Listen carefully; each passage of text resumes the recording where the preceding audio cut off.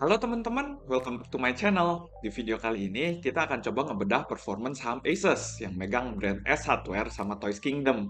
Di akhir bulan Januari kemarin, Bursa Efek Indonesia ngumumin buat ngedepak saham Asus dari LQ45 buat periode Februari sampai Juli 2022. Kira-kira kenapa ya? Karena performance Asus udah nggak semenarik itu. Yuk, langsung aja kita bahas. Kalau kita lihat, ternyata benar aja ya, Asus cukup terdampak nih karena COVID dan penurunan daya beli. Penjualannya yang udah sempat ada di angka 8,1 triliun di tahun 2019, turun sampai ke level 6,5 triliun di tahun 2021 atau sekitar 19,6%. Kalau kita setahunin angka semester 1 2022, ada perbaikan, tapi sedikit banget, cuman 1,1% yang bikin angka penjualan di setahunkannya ada di angka 6,6 triliun. Sebelum kita bahas lebih dalam, coba ya kita bahas dulu segmen usahanya. Secara segmen usaha, bisnis Asus dibagi menjadi 3 bagian, perlengkapan rumah tangga, gaya hidup, dan mainan anak. Buat detail dari barang-barang yang ada di dalamnya bisa dilihat di sini ya.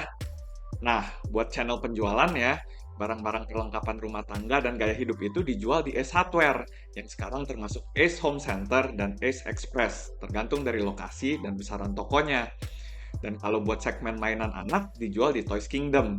Tapi sejak tahun 2016, Ace juga udah ngeluncurin rupa-rupa.com, platform online yang ngejual produk-produk dari grup kawan lama. Secara jumlah toko, naik terus ya dari tahun ke tahun. Penjualannya turun, jumlah tokonya naik. Yang berarti kemampuan masing-masing toko buat nge-generate penjualan turun. Kalau kita bedah lagi segmen bisnisnya, segmen perbaikan rumah turun paling signifikan di 20,8% sejak 2019. Tapi di tahun 2022 disetahunkan, udah ada kenaikan 2,7% nih, jadi di angka 3,5 triliun. Buat segmen gaya hidupnya juga turun 18,9% nih dari tahun 2019. Dan di tahun 2022 disetahunkan, masih aja turun 1,8% ke angka 2,7 triliun. Buat segmen mainan dan konsinyasi, ada perbaikan ya di tahun 2022, tapi kontribusinya memang masih kecil banget, makanya impact-nya juga nggak gitu berasa. Kalau kita lihat ke laba brutonya, ternyata stabil nih. Malahan berhasil ada kenaikan kalau dibandingin sama periode sebelum COVID. Ini berarti sebagai perusahaan trading, Ace berhasil buat nge-bypass fluktuasi harga ke konsumernya. Dan kalau dilihat dari angkanya, gue berasumsi kalau belakangan ini Ace tetap kekeh di harga jualnya dan nggak terlalu banyak mainin diskon. Jadi secara strategi, mereka cukup ngejagain secara gross margin barang. Tapi karena adanya penurunan daya beli, jadi ada sacrifice di bagian penjualannya. Di sini gue cuma bakalan ngebahas dua komponen yang punya dampak paling gede aja ke profitabilitas Asus. Pertama, beban penjualan. Cukup signifikan ya. Dari yang secara margin ada di 23,3%, udah naik jadi 28,3% atau sekitar 5%. Ada 4 poin yang naik paling signifikan. Gaji, pemeliharaan, penyusutan, sama iklan dan promosi. Gajinya secara rupiah turun, tapi secara margin naik sekitar 3%, yang pastinya karena efek dari salesnya yang turun. Pemeliharaan dan penyusutan naik karena kemungkinan momen COVID yang bikin tokonya jadi rada sepi ini dimanfaatin sama Ace buat ngerejuvenate toko mereka. Dan kayak yang tadi juga udah dibahas, di periode ini mereka juga masih terus membuka toko baru yang bikin angka penyusutannya juga jadi naik. Secara iklan dan promosi, aneh juga ya, di periode 2020 dan 2021, Ace malah nurunin beban iklannya. Ya, balik lagi sih. Mungkin juga karena beberapa toko mereka lokasinya ada di dalam mall. Jadi percuma juga buat promosi kalau traffic mall memang masih dibatasin. Dan mendingan momennya dipakai buat pemeliharaan. Next, kita lihat bagian beban umum dan administrasi. Gaji dan tunjangannya juga naik lumayan nih.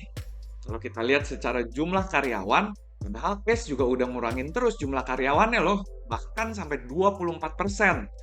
Tapi tetap aja, pengurangan ini belum bisa nutupin penurunan penjualannya.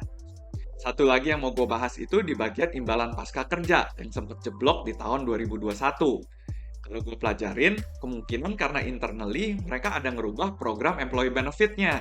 Dari yang tadinya lebih ke manfaat pasti, jadi lebih ke imbalan pasti. Oke, jadi kalau kita lihat secara garis besar, total biaya operasionalnya naik ya dari 30,6% di tahun 2018 jadi ke 38,4% di semester 1 2022. Bukan karena biayanya yang pada naik, tapi lebih karena penjualannya yang turun. Dengan gini, margin laba usahanya juga turun 7,2% dalam waktu kurang lebih 4 tahun. Kalau kita turun lagi, margin laba bersihnya juga turun terus dari tahun ke tahun. Kalau kita pertimbangin dan normalisasi angka imbalan pasca kerjanya di tahun 2021, seharusnya laba bersihnya itu diturunin lagi sekitar 2%, yang berarti ada di sekitar 9%. Jadi 13,5% di 2018, 12,7% di 2019, 9,9% di 2020, 9% di 2021, dan 7,4% di 2022.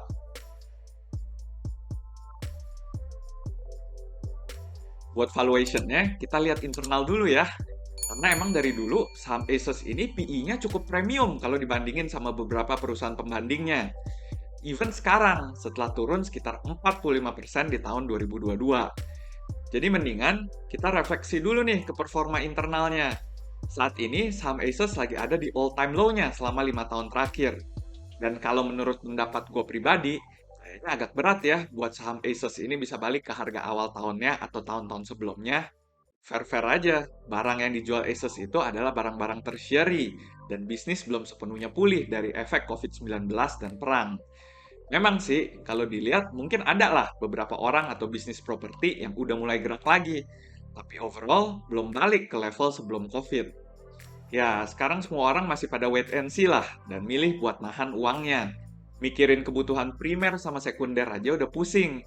Jadi kayaknya buat mikirin buat beli barang-barang buat ngebagusin rumah masih nanti dulu deh. Jadi gua nggak yakin ya penjualannya ini bisa balik dalam waktu singkat, seenggaknya buat tahun ini.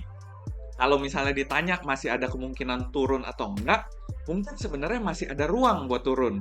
Karena kayak yang tadi gue bilang, PI-nya itu sebenarnya masih lumayan tinggi.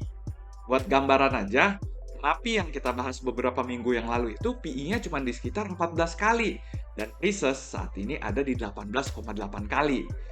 Tapi sekedar ngingetin aja ya, ini cuma analisa pribadi gue aja, bukan rekomendasi buat ngebeli atau ngejual saham Asus. Oke, sekian dulu video kita kali ini. Kalau kalian masih ada pertanyaan atau komentar terkait apapun yang kita bahas di video ini, boleh langsung leave komentarnya di bawah. Semoga video ini boleh berguna buat kita semua. Jangan lupa buat like, comment, subscribe, dan share video ini ke teman-teman kalian. Thank you for watching and see you in the next video.